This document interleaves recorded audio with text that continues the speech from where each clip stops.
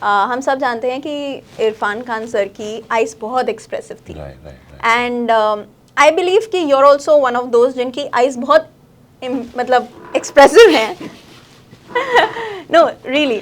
सो आपने इरफान जी का काम देखा है, हम सब ने देखा है, बहुत अप्रिशिएट किया है। आप उनके क्राफ्ट को कैसे डिफाइन या अगर मैं कह सकती हूँ एनालाइज कैसे करते हैं आप उनके क्राफ्ट को?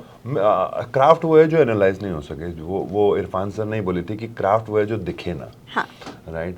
सो मुझे ये पता है कि उनका इनर वर्क बहुत स्ट्रांग था, inner life, which I tell lot of students also कि do not use your tricks but use your genuine life.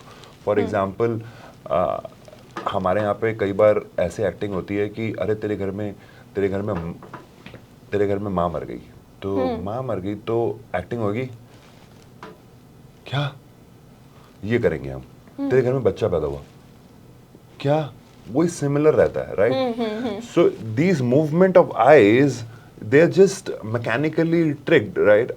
अभी हम बात कर रहे हैं तो हम ऐसे ऐसे नहीं कर रहे हैं कि आप कुछ बोल रही हो और अगर मैं कुछ किसी को कोई गलत भी बोल दूं तो भी वो ऐसे नहीं जाएगा और ऐसे नहीं आएगा। हाँ।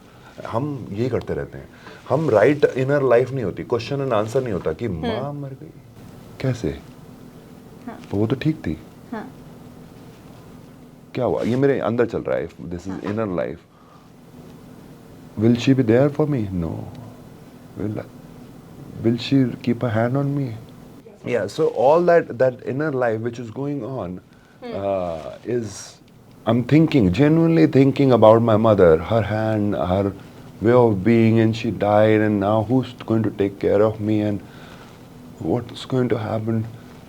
That brings my inner life, right? More than doing all that. Yeah. And then from there I say, why? Yeah, चलो देखते हैं। वहाँ से मेरा डायलॉग आया क्योंकि मैंने वो सोचा, मैंने वो आंखें ऐसे ऐसे नहीं करी कि ओह ओह ये सब नहीं करा। तो he never used to do that. He was just you can see that in the eyes that they were really thinking, they were really not acting thinking, they were really thinking. उस moment में वो सोच रही हैं। I still remember the song मैंने दिल से कहा ढूंढ लाना खुशी. He's just sitting in a chair, he's sipping some coffee, he's having that cake. और उस सबके बीच में he's able to express his grief. मतलब that was phenomenal for me. मतलब as a viewer जिसको शायद एक्टिंग का ए भी नहीं आता है, अगर आप उस इंसान के साथ कनेक्ट कर पा रहे हो with bare minimum movement, with bare minimum expressions, I guess वो commendable है. Yeah. And audience doesn't need to know craft of acting. उनको जानने की जरूरत नहीं, हम पैदा हुए हैं उसको लेकर। वो स्टोरी टेलिंग हमको दिख जाता है। वो जब एक बच्चा ट्रेन के पीछे भागा, उसके पैरों पे ही कैमरा है और फिर वो बड़ा हो जाता है और फिर वो अमिताभ बच्चन बन जाता है, तो कोई भी ये नहीं पूछता बच्चा कि पापा ये कौन, ये कहाँ, ये बड़ा कैसे हो गया। नोबडी, क्योंकि हमारे पास वो सेंस है कि ये बच्चा बड़ा हो गया है। We have that sense when somebody is acting genuine, something moves inside us.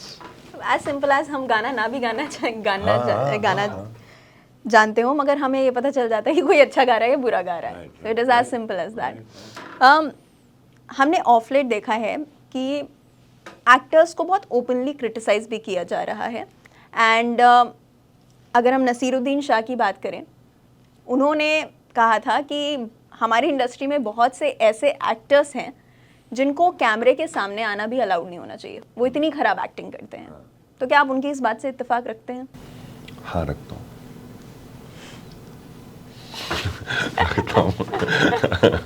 बिल्कुल रखता हूँ। और बहुत बुरा लगता है और बहुत ही अजीब सा लगता है कि क्या कहते हैं, ऐसा क्यों हो रहा है।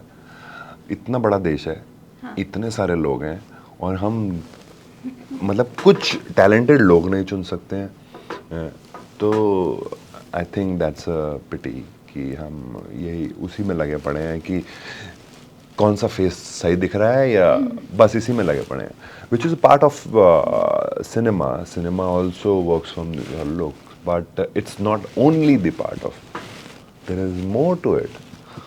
कुछ आपकी इनर लाइफ है, कुछ आप कहाँ से आते हैं वो जानना ज़रूरी है। आप कितने कल्चर्ड हैं, आप कितना एम्पथाइज कर सकते हैं, आप कैसे बोलते हैं, आपकी आवाज़ में कितना दम है, या आप वर्ड्स को किस तरीके से तोड़ते हैं। बहुत सारी चीज़ें हैं जो कई लोग नहीं कर सकते हैं, और उन्होंने कुछ काम भी नहीं किया, मेहनत भी नहीं करी है उस चीज़ पे, और आ गए हैं, और फिर हम उनको अप्रिशिएट भी कर रहे हैं।